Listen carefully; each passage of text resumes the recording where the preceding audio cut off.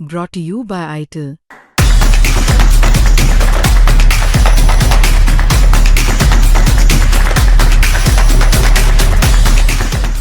तो आदाब, नमस्कार, गुड इवनिंग, सत श्री अकाल। एक बार फिर आप तमाम लोगों का स्वागत है क्राइम तक की कहानी के इस एपिसोड में। उम्मीद है पूरी फैमिली अच्छी होगी, अपना और अपनों का ख्याल रख रही होगी। 28 फरवरी को जब अमेरिका और इजराइल ने ईरान पर हमला किया, उस दिन से लेकर आज तक लगातार बार बार अमेरिका एक ही दुहाई दे रहा है, और उससे पहले इजराइल भी कहता रहा है, और वो ये कि ईरान न्यूक्लियर बम बनाने जा रहा था। उसके पास इतना यूरेनियम था, उतना एनरिचमेंट कर चुका था कि उससे आराम से कई परमाणु हथियार बना सकता था। तो उसे रोकने के लिए यह हमला किया गया, और हमला ज़रूरी था। अब यहाँ एक सवाल है कि इस दुनिया में कुल 9 ऐसे देश हैं जिनके पास न्यूक्लियर वेपन है, यानी परमाणु हथियार है। 195 कंट्री हैं इस पूरी दुनिया में, 8 अरब की आबादी है, और सिर्फ 9 देश हैं जिनके पास न्यूक्लियर वेपन है या परमाणु पर संपन्न देश हैं। उनमें से एक है रूस, एक है अमेरिका, एक है फ्रांस, एक है ब्रिटेन, एक है पाकिस्तान, एक है भारत, एक है नॉर्थ कोरिया, और एक नाम है इजराइल। पर क्या आपको मालूम है कि 9 में से 8 देशों के बारे में तो एलानिया है कि इन सभी के पास न्यूक्लियर वेपन है, न्यूक्लियर हथियार है, इन्होंने कब कब न्यूक्लियर टेस्ट किया, ये दुनिया भी, पूरी दुनिया को इसकी जानकारी है। इन 9 में से इकलौता इजराइल ऐसा देश है जिसने आज तक इस बात की कंफर्मेशन नहीं की कि उसके पास न्यूक्लियर वेपन है, और ना ही इस बात से इनकार किया कि उसके पास नहीं है। यानी उसने ना कहा ना हाँ। आज तक इजराइल नहीं मानता कि उसके पास परमाणु बम है या वो परमाणु संपन्न देश है, लेकिन जब पूछा जाता है तो वो सीधा कहता है कि मैं ना भी कहूँगा और मैं हाँ भी कहूँगा, मतलब कुछ नहीं कहूँगा। तो 9 में से इकलौता देश इजराइल जिसने कभी नहीं माना कि उसके पास परमाणु संपन्न देश है। लेकिन दुनिया भर की जो खुफिया एजेंसियां और सारी रिपोर्ट हो रही है, अब तो ओपन है कि इस वक्त इजराइल के पास 90 to 200, 90 से लेकर 200 न्यूक्लियर वॉर्स या न्यूक्लियर वेपन है। ऐसी क्या बात है कि इजराइल नहीं कहता कि मेरे पास न्यूक्लियर वेपन है? जो न्यूक्लियर संपन्न देश हैं वो तो बड़े गर्व से, फख्र से कहते हैं कि हाँ भाई। क्यों? क्योंकि उसके अड़ोसी पड़ोसी डरेंगे कि भाई के पास परमाणु बम है, क्यों पंगा लेना। तो होते हुए भी इजराइल क्यों इनकार कर रहा है, और बाकी के 8 देशों ने कभी इनकार क्यों नहीं किया? चाहे वो भारत हो, पाकिस्तान हो, रूस हो, ब्रिटेन हो, फ्रांस हो, चीन हो, अमेरिका हो, कभी नहीं इनकार किया। सभी कहते हैं। और इन सभी ने कब कब टेस्ट किया न्यूक्लियर का, वो भी दुनिया को पता होता है, क्योंकि टेस्ट ऐसा नहीं आप बंद कमरे में कर दोगे। जब टेस्ट करते हैं तो एक भूकंप सा आता है उस पूरे एरिया में, इसकी ताकत इतनी होती है। तो इजराइल ने ऐसा क्यों किया? और उससे भी बड़ा सवाल ये है कि जिस ईरान पर अमेरिका हमले कर रहा है ये कहकर कि ईरान तुम न्यूक्लियर वेपन नहीं बना सकते, जब इजराइल न्यूक्लियर वेपन बना रहा था तब अमेरिका कहाँ था, और तब अमेरिका खामोश क्यों था, और तब अमेरिका ने इजराइल को क्यों नहीं रोका, और इजराइल को न्यूक्लियर बम बनाने में किसने मदद की? तो पेश है पूरी कहानी। 1948 में जब इजराइल का जन्म हुआ, उसके जन्म की पूरी कहानी आपको सुना चुका हूं। तब मिस्टर गुरियन इजराइल के पहले प्राइम मिनिस्टर थे। उन्हें पता था कि हम अरब देशों से घिरे हुए हैं, और जिस तरीके से इजराइल बना उसको लेकर आगे भी लड़ाई झगड़ा चलता रहेगा। तो 48 वो दौर था जब पहली बार अमेरिका ने न्यूक्लियर टेस्ट किया था मैनहट्टन प्रोजेक्ट के तहत। और कुछ साल पहले फिल्म आई थी ओपनहाइमर, जो इस प्रोजेक्ट के चीफ थे, जिनके दिमाग की उपज थी वो एटम बम। 48 में बना, और फिर कुछ वक्त के बाद ही सेकेंड वर्ल्ड वॉर के दौरान जापान के हिरोशिमा और नागासाकी पर अमेरिका ने टेस्ट के लिए उन दोनों बमों को गिरा दिया, लाखों लोग मारे गए। ये सब हम सब जानते हैं।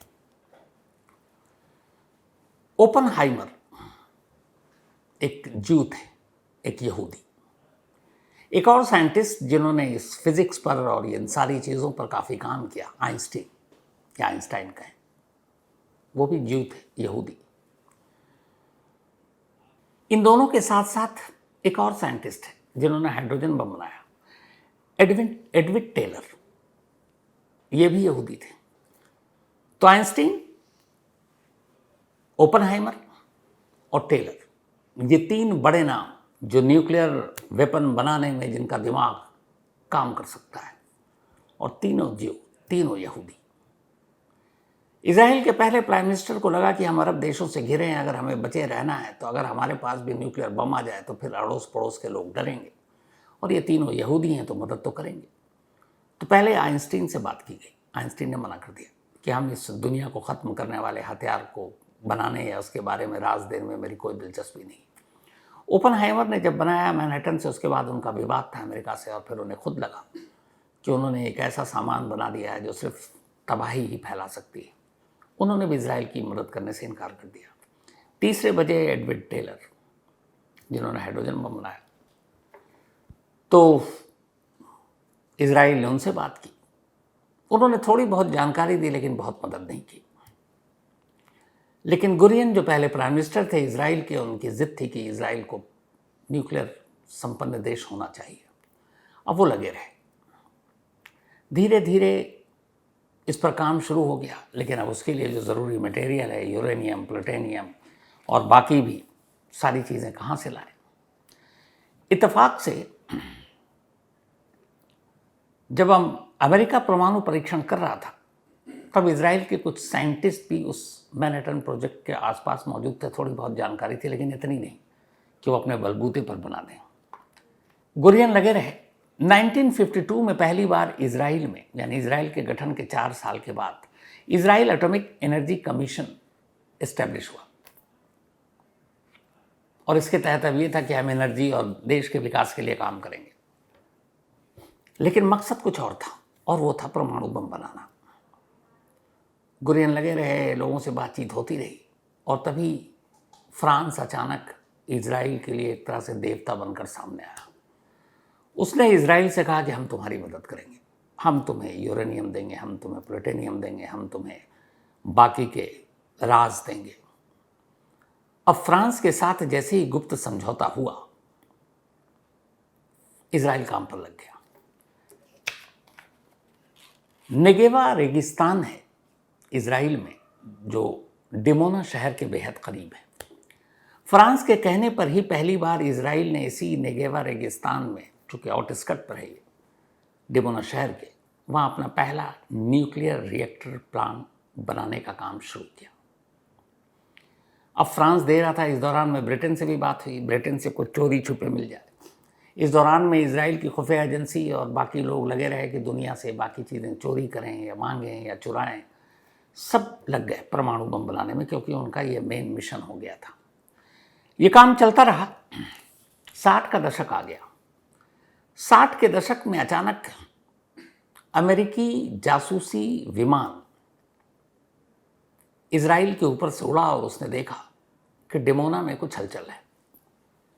फिर कुछ तस्वीरें ली गईं। उन तस्वीरों से पता चला कि ये तो कोई एटॉमिक रिएक्टर सेंटर टाइप की चीज़ है। उस वक्त प्रेसिडेंट थे जॉन एफ कैनेडी।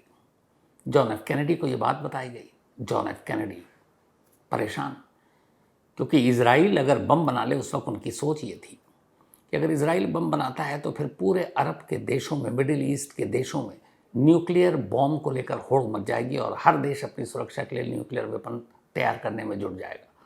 सऊदी अरब से लेकर बाकी जितने देश, और ईरान, इराक तो है ही है। तो मिडिल ईस्ट पूरा न्यूक्लियर होड़ में न लग जाए, इसलिए जॉन एफ कैनेडी ने यह तय किया कि इजराइल को न्यूक्लियर बम बनाने से रोकना होगा। अब उन्होंने इजराइल से बात करनी शुरू की। इजराइल ने इनकार किया। उसने कहा कि नहीं, ये गलत है। जो डिमोना आप प्लांट की बात कर रहे हैं, वहाँ तो हमारे कपड़े के कारखाने हैं, खाद के कुछ रिसर्च सेंटर हैं, और कुछ एग्रीकल्चर से रिलेटेड हमारा रिसर्च सेंटर है। कैनेडी को यकीन नहीं हुआ। CIA ने फिर अपनी जांच की। CIA ने कहा कि नहीं, इजराइल कुछ कर रहा है गड़बड़। तब तक ये भी खबर थी कि कुछ फ्रांस जैसे देश मदद कर रहे हैं। अब कैनेडी अड़ गए और उन्होंने सीधे इजराइल से कहा, क्योंकि इजराइल की वो मदद भी कर रहा था, अमेरिका शुरू से ही करता आया, कि ठीक है, तुम कह रहे हो कि तुम परमाणु बम नहीं बना रहे हो, लेकिन डिमोना न्यूक्लियर साइट के बारे में हमारी रिपोर्ट अलग है। तो एक काम करो, एटॉमिक के एक्सपर्ट्स जाएंगे डिमोना में और इंस्पेक्शन करेंगे। निरीक्षण करेंगे, जांच करेंगे और फिर उनकी रिपोर्ट से पता चल जाएगा कि सच क्या और झूठ क्या है। इजराइल के पीएम और इजराइल की पूरी एजेंसियां सारी घबरा गई। उन्होंने कहा वो लोग आएंगे तो भेद खुल जाएगा। तो फिर ये हुआ कि ठीक है, इजराइल समझौते पे तैयार हुआ, पर उसने कहा कि नहीं, बाकी की किसी और देश की कोई एजेंसी नहीं आएगी, सिर्फ हम अमेरिका को इजाज़त देते हैं। आप कैनेडी साहब अपने एक्सपर्ट्स को भेज दीजिए, जांच कर लीजिए, तसल्ली कर लीजिए। कैनेडी ने कहा ठीक है। अब इसके बाद अमेरिका की एक एटॉमिक एक्सपर्ट्स टीम डिमोना पहुंचती है। इधर इजराइल होशियार, उसे पता था ये लोग आ रहे हैं। उसने पहले ही डिमोना न्यूक्लियर साइट से सारी चीज़ें वो हटा ली, जिससे ये पता चल सके कि यहाँ पे न्यूक्लियर बॉम्ब बनाने का काम चल रहा है। और वहाँ पे कुछ टेम्परेरी कंस्ट्रक्शन कर दिया, कुछ नकली गलियारे बना लिए, कुछ नकली पैनल बना लिए, उसके नीचे सारी चीज़ें ढक दी।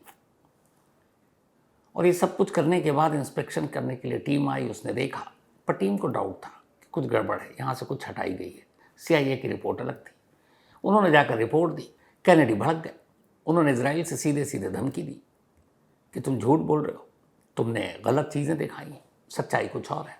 इजराइल कहता रहा नहीं, बिल्कुल नहीं।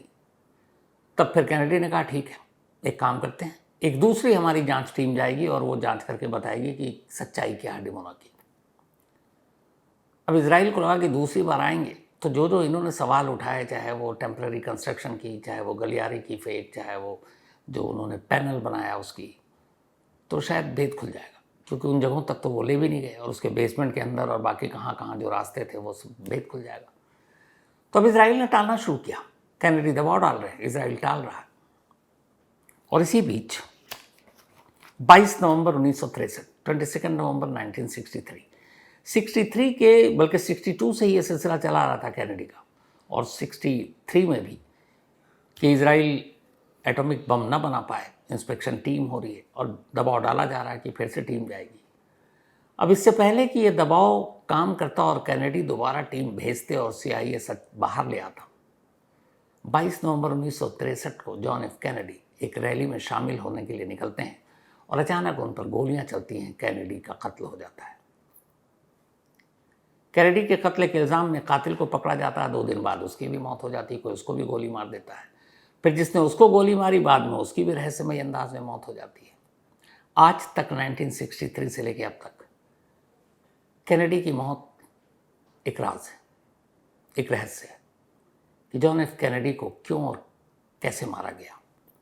जो असली कातिल हैं वो तो सिर्फ चेहरा थे, उसके पीछे कौन था। और ये उस वक्त हुआ जब जॉन एफ कैनेडी इजराइल को परमाणु बम बनाने से रोकने की कोशिश कर रहे थे। कई रिपोर्ट्स में ये आई कि काम मोसाद का था, चूँकि इजराइल इस बात पर चिढ़ा हुआ था कि अगर हम न्यूक्लियर बना रहे हैं तो अमेरिका क्यों हमारे पीछे पड़ा हुआ और क्यों बार बार वो जांच करने की बात कर रहा है, क्यों इंस्पेक्शन करना चाहता है। खुद तो वो न्यूक्लियर बम रखे हुआ हमारे को अगर है, हम अरब देशों से घिरे हुए हैं, तो प्रॉब्लम क्या है। तो कहते हैं एक रिपोर्ट ये है कि इसी वजह से मोसाद के ज़रिए कैनेडी को निपटा दिया गया। हालांकि इसका कोई सबूत आज तक दुनिया की किसी भी एजेंसी ने नहीं दिया कि कैनेडी की मौत के पीछे मोसाद का हाथ है। लेकिन कहानियाँ कहती हैं कि इसी बॉम्ब को बनाने से रोकने के लिए शायद कैनेडी की जान ली गई। अब कैनेडी की मौत हो गई, उसके बाद अमेरिका के नए प्रेसिडेंट बने रिचर्ड निक्सन। निक्सन आए, उनके पहले के प्रेसिडेंट लगातार इजराइल के बारे में उन्हें पता ही था, तो अब निक्सन ने भी इजराइल से बातचीत की। तब तक इजराइल में भी प्राइम मिनिस्टर चेंज हो चुके थे और गोल्डा मीर वहाँ के PM थे। अब ये था कि क्या किया जाए। लेकिन अजीब बात हो गई एक, जैसे ही कैनेडी की मौत हुई और उनकी जगह पर निक्सन अमेरिका के प्रेसिडेंट बने, इजराइल पर यह दबाव ही डालना बंद कर दिया गया कि तुम न्यूक्लियर बम बना रहे हो और तुम अपने प्लांट का इंस्पेक्शन कराओ। बल्कि कहते ये हैं कि 1959 में एक समझौता हुआ, एक गुप्त समझौता, रिचर्ड निक्सन और गोल्डा मीर इजराइल के PM के बीच। और समझौता ये था कि इजराइल कभी भी अपने न्यूक्लियर वेपन या परमाणु हथियारों का परीक्षण नहीं करेगा, और अगर कर लिया तो दुनिया को नहीं बताएगा। कमाल का ये देखिए समझौता कि एक तो ये कि तुम परमाणु पर हथियारों का परीक्षण नहीं करोगे, न्यूक्लियर टेस्ट नहीं करोगे, और कर लिया तो कभी उसको पब्लिकली नहीं डिक्लेयर करोगे कि तुमने न्यूक्लियर टेस्ट कर लिया है। जो शुरुआत में कहानी थी कि इजराइल इकलौता देश है 9 में से जो आज तक नहीं मानता है कि उसके पास न्यूक्लियर वेपन है, मानता भी नहीं है और इनकार भी नहीं करता है।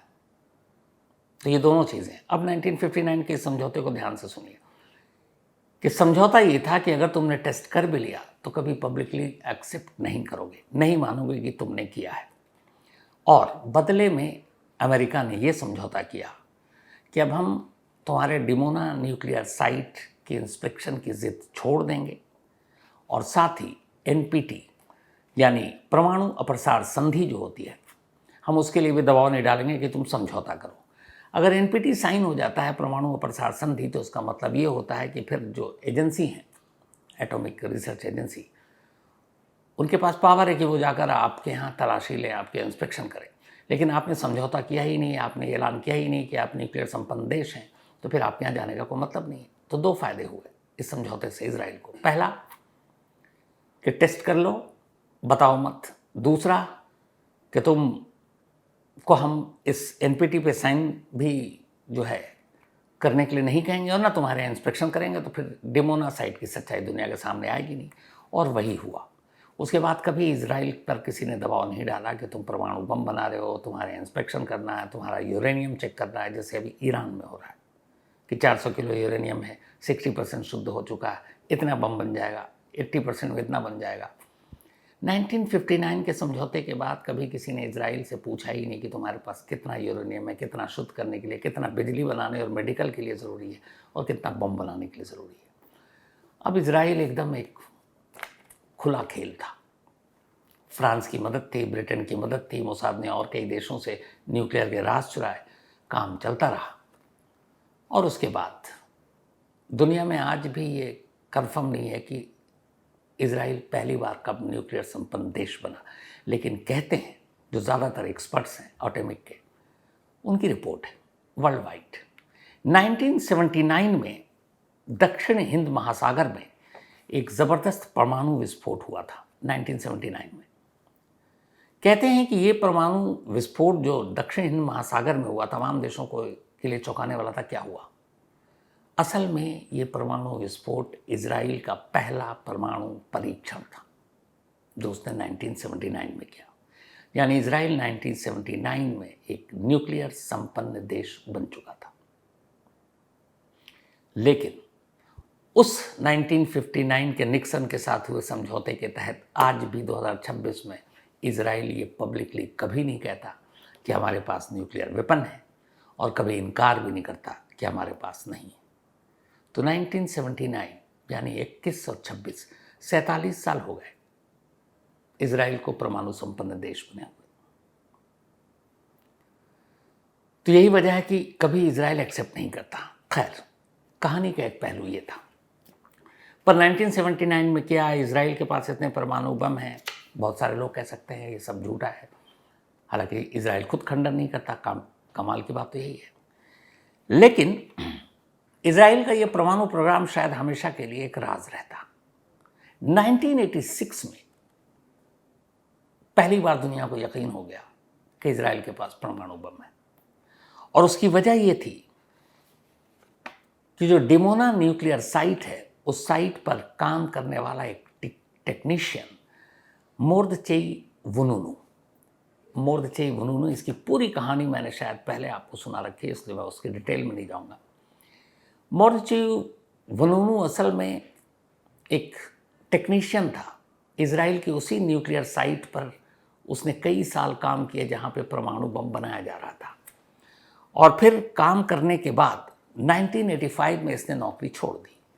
पर नौकरी छोड़ने से पहले ये उसी न्यूक्लियर साइट की करीब 57 तस्वीरें अपने साथ चोरी छुपे खींच कर ले गया, डिमोना न्यूक्लियर साइट की।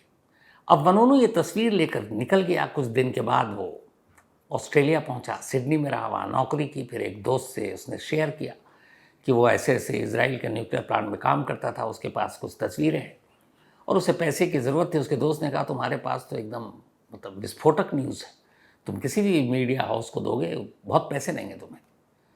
तो फिर संडे टाइम्स लंदन उसके साथ बात बनी। बनून ने वो सारी 57 तस्वीरें दी। एटॉमिक और परमाणु के एक्सपर्ट्स ने पहले उन तस्वीरों को देखा और फिर कहा कि हाँ, ये डिमोना न्यूक्लियर साइट की तस्वीर और इस तस्वीर से ये साबित किया जा सकता है कि इजराइल परमाणु बम बना चुका है।